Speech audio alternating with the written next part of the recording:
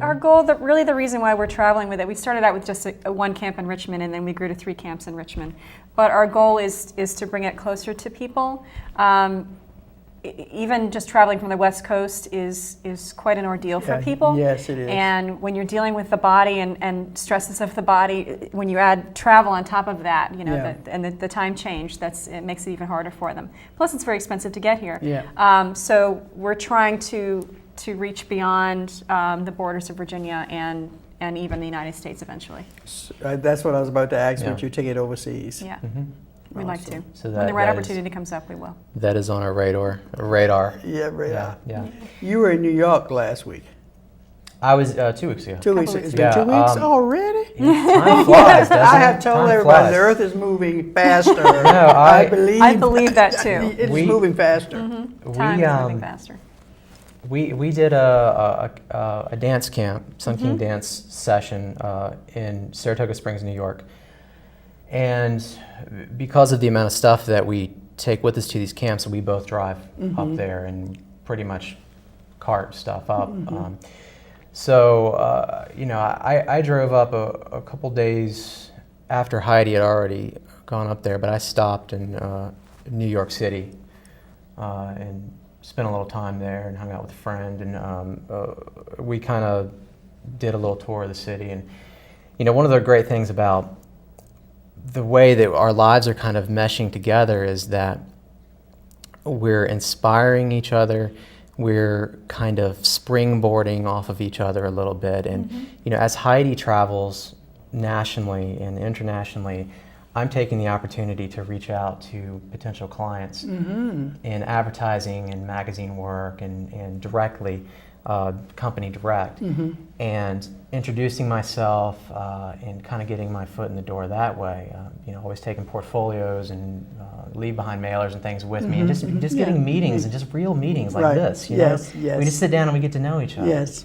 But it's still that human element, isn't it? Yeah, it is. It's still that human element. Still that so much that people human forget element. it. People forget it with the. I am convinced that no matter how good my work gets in my career, that I'm never going to completely get hired because of how good my work is. Yeah, it's going to be how you are. How it's in, you know, it's in who you know. Yeah. You know, we've heard that, but it's also in who knows you. It's in who knows you. It's in who likes you. Yeah. And the chemistry that you have with people. Yes. Yeah. It's an action. Yeah. An action relationship. Yeah. Yes. And this, I'm going to publish my book one of these days. Networking. The naked truth. Because what we're talking about is the naked truth about networking. In terms of, if you don't go in a room full of people and go in there with the idea that who can I help in here today? You know, who can I do something for? Then you're never going to be comfortable networking. Yeah. You know, you go in there, if you go in there looking for $1, people can tell that dollar sign on you. You know, like, and if I don't know you, why would I buy from you? You know what I'm saying? And I also said networking is for wires anyhow. So people, I don't know why we try to network. It's for wires, you know, wires. You do network wires. You don't network people. Go ahead. Well, Heidi said something earlier about feeling the need to help people and the kind of the egotistic, self-centered side of art and being an artist. And that is so true. I mean, I know that going into this business as a young, hungry artist, I was very self-centered. I see guys and gals coming up fresh out of college, and there is a self-centeredness to them as well, kind of like, you know, okay, how's this meeting going to help me? How's this going to help me? That's how's what I'm they've been saying going taught. to help me? That's what people are teaching them. Right. Yeah. But, you know, things didn't really start happening until I started, and we started giving back. Giving is receiving. Yes. Giving is receiving. We have to keep saying that. Well, my good friend in the film industry here in town, Bruce Berryhill, always says he has always said to me, no matter what I do for you, the favors that I do for you, don't pay them back to me. Pay them forward. Yes. Pay them forward. And you know, and I'm sure that he would smile hearing me say this. but that's what I've been doing. You know? And it works. And And it I want to works. point out that you haven't been very hungry, nor has Heidi during this recession. You have been busy. We've been fairly busy. Y'all been Yeah. busy. Yeah, Y'all we working. stay consistently. Definitely That felt what- it. Definitely felt it, Yeah. but Yeah. we're surviving. Yeah. Yeah. And I think that's an important point. Well, growing. I mean, we're growing. Mm-hmm. So yeah. Yeah, because throughout whatever they call this recession, it hasn't been at my house. Y'all can have it. No. If you. Yeah. My thing is, and most people know me because I talk about this when I teach and all, that instead of complaining about the price of gas, I just tell God I'm grateful to be able to pay for it. I got the money to Exactly. pay. Exactly. I can pay for it. Well, I mean, you and I have talked a lot about the Yeah. law of attraction. Yes. Oh, yes. That's And what that's you wrote. You wrote down the law. Of, I believe and in that is. I would say that is my spiritual following. My religion is the law of attraction. The energy that you put out into the world is what you get what back. you get back. Absolutely. Yes. And yes, I think that that's yes. very much what we. When you start to practice it, you really start seeing it in your life. Yes, you do. I mean, and it's not long. No. I mean, it's I see the karma all the time on the road. Somebody run in front of somebody, and next thing, within seconds, somebody's doing the same thing to them. You know what I'm saying? Yeah. It is it's amazing. It's amazing. But I too believe in the law of attraction, and knowing that what you put out there come back. Because weeds grow up, and you don't sow them. Mm-hmm. So when you throw stuff out there, you've got to know it's a boomerang effect. It's just coming back. Mm-hmm. I've lived through it too many times. Yeah. Too many times. And if we just could get people to think more in terms of they're attracting what they talk about and paying attention to what we say, because a lot of people talk poverty, and that's what's going to happen. If you talk poverty, Right. that's what you have. Right. And nothing, I remember when bread was 25 cents a loaf. It is not going back to that. You know what I'm saying? It's not going back. So why are we whining about the prices? It's not going to change. Yeah. The same house that cost $11,000 20 years ago is $400,000 now. The same house, same dimension, and all this stuff. Normal is gone, and it ain't coming back. Yeah. So why waste your energy and get high blood pressure and ulcers, thinking otherwise? Let that law of attraction work and draw into your space, into your life. That's what you desire. Yeah. Share a little bit about that. We talked about that accident. We talked about that accident the first day we met. And that is, I guess that's what brings me here, right? Mm-hmm. That's the one reason. Yeah, we talked about it. Yeah. Yep, and that's odd because we didn't know each other. Yeah. We talked about a lot of stuff too, we Heidi, when talked- you were Yes, we doing. did. Yeah, Well, we talked we connected on the spirituality, I'm gonna tell you. and we had the same state of mind, the same feelings about that. For me, okay, let me backpedal a little bit here and just say, okay, I grew up in poverty, a hard life, dysfunction as a child, teenage years, very rough. Always wanted to go to college. In high school, told, you're probably not the material. Probably not the thing I really wanted to hear from a high school guidance counselor, but. Yes, and nobody. But I felt that was my calling. I didn't know what I wanted to do. I didn't know what I was good at. I was very lost.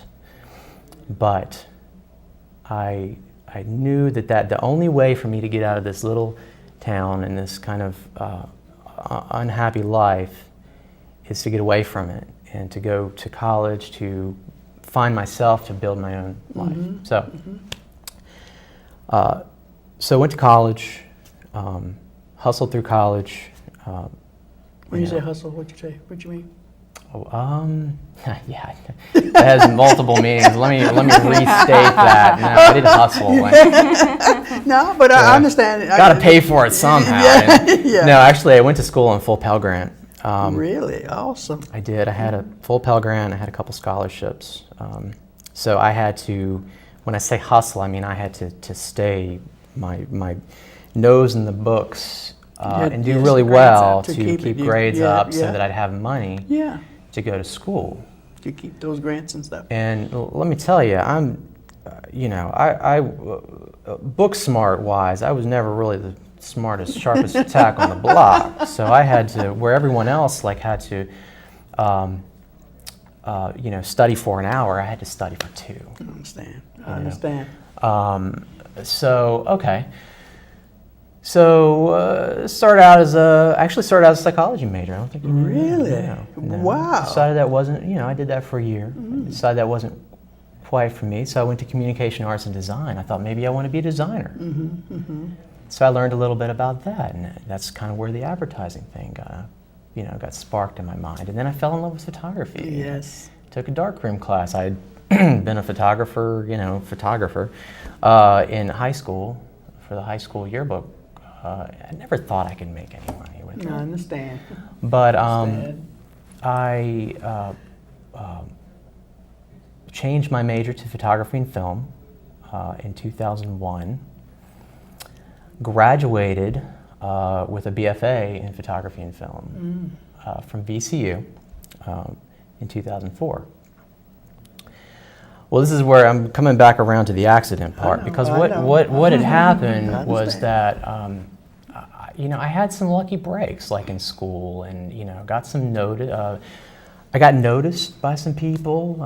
Actually, this photograph that's right here was one that it was a part of a college project that I did for my senior thesis project.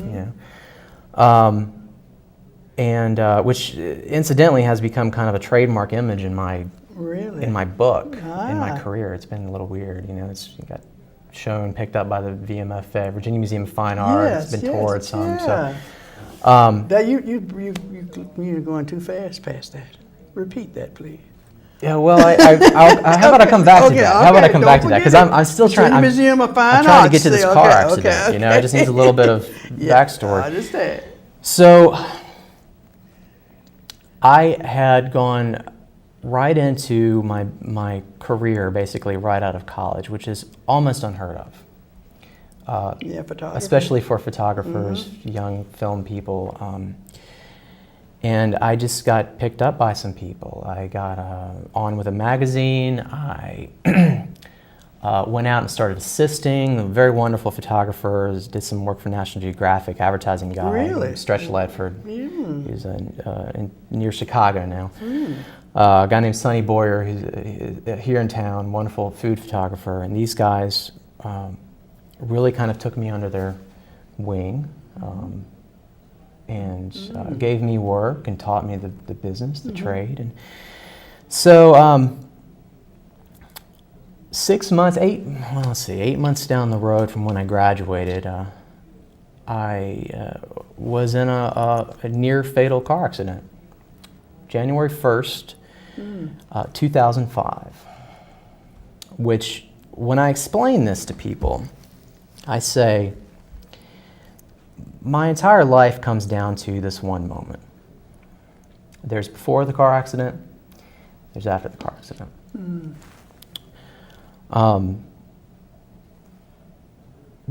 It was a wake-up call, is what it was.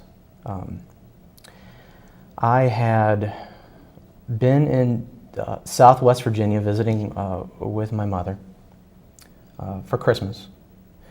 Stayed through the New Year, and was out driving. I think I went to get a movie or something. I think is what had happened, and I was on my way back, and I was taking a left-hand turn through a traffic light, apparently, and was hit by a truck. Really, a truck?